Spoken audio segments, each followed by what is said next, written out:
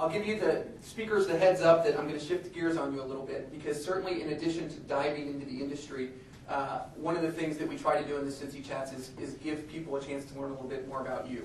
And you are leaders in our community, you're leaders of your organizations, but you're people too. And you have life experiences and career experiences. And so I think one of the things we'd like to do is to keep it a little interesting, is to ask you a few questions about your careers. So one for each of you. What is the most fun part of the job that you have now? And what may be a little more dangerous for some of you, what is the least fun part of the job you have now? So Jerry, we'll start with you. Because you're greatly experienced.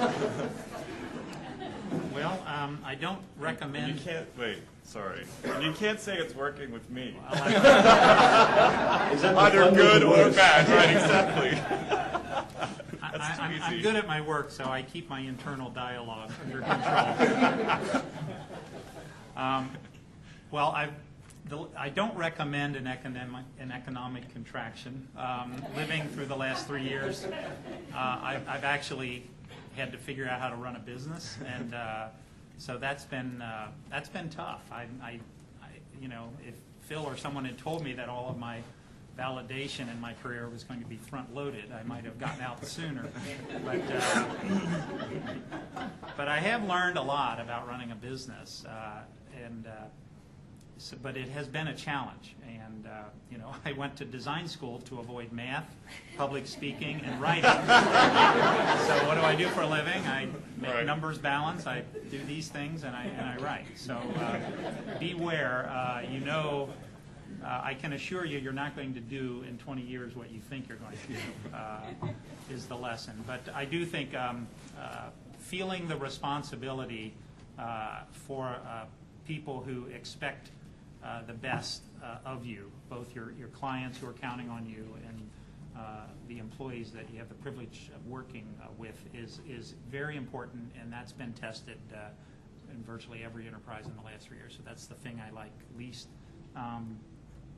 The big ideas, I love watching just a little bit of insight come out of a discussion with a consumer, and then you sort of aggregate some design and product ideas around that, and then you start to test it, and then you get some directional validation, and then you quantify that, and then you launch it, and you watch it flourish. That's really fun for me. That's to watch those ideas and have the privilege of being on that journey with the idea is the thing that's most fun about the work. All right. So I think the most, rewarding / fun thing, if you were to look at my calendar at any given week or month, I can go from toilet paper to dog food to Dolce & Gabbana perfume to, I mean, the range is incredible. And so I'll ladder that up to truly the most fun thing about my job is I get to learn something new almost every day.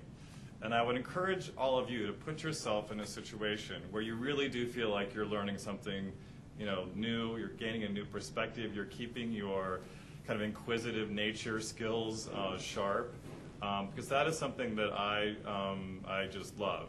What it ultimately kind of manifests itself into, though, as kind of a leader of a function or a team, is frankly, you get to sit back and watch how great your team is.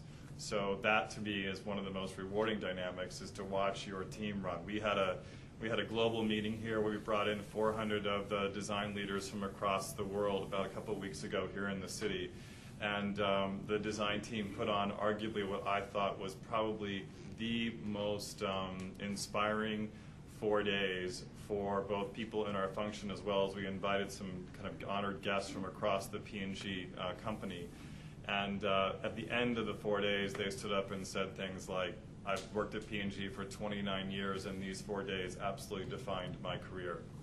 So to watch your team give that gift to other people is the most absolute rewarding dimension that I have a privilege of both representing the company and working in. The least part, you know, it's a company of 127,000 people. So it's difficult to say that and think of adjectives like nimble.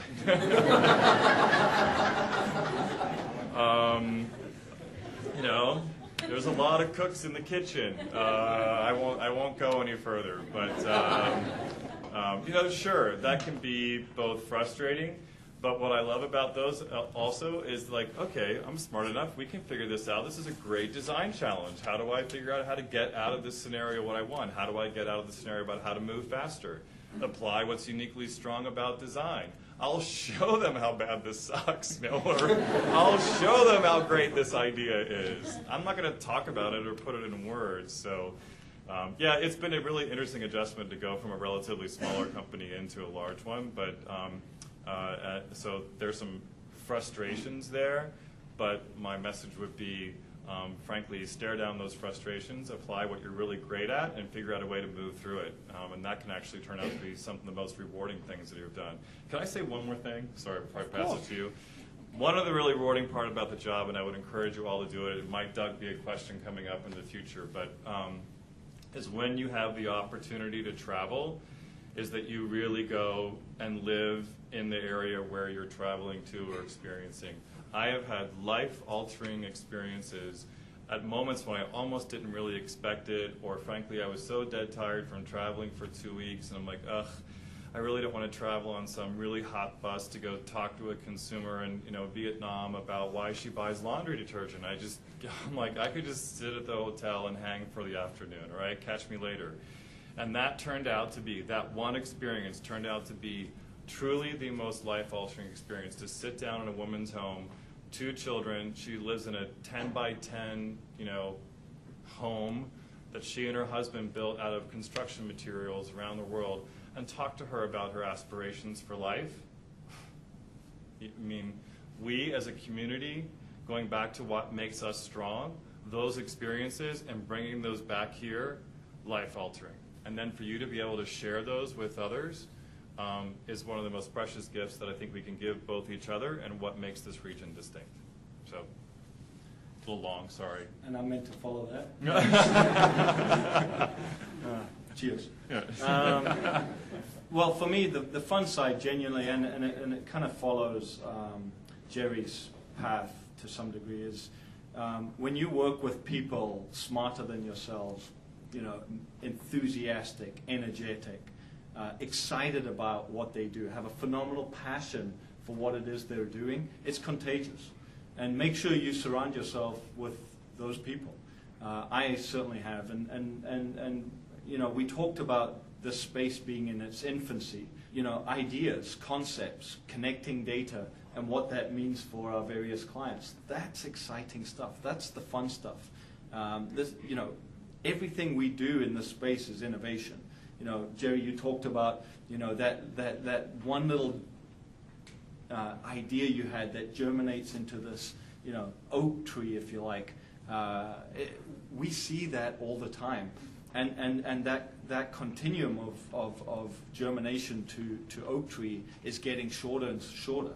So we begin to see these things happen a lot faster today, and it's phenomenally exciting. And I love working with the people I have around me. On the not so exciting side, it's going to sound a little odd, but it can sometimes be very lonely. It can sometimes be really tough when you've got a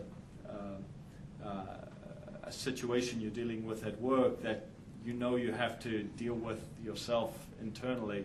You can't, and you can't wear your heart on your sleeve, and you've got to be out there and be positive and energetic for your team, and that can sometimes be a little tough. Thank you for those insights. Those are very helpful and interesting, I'm sure, to everybody.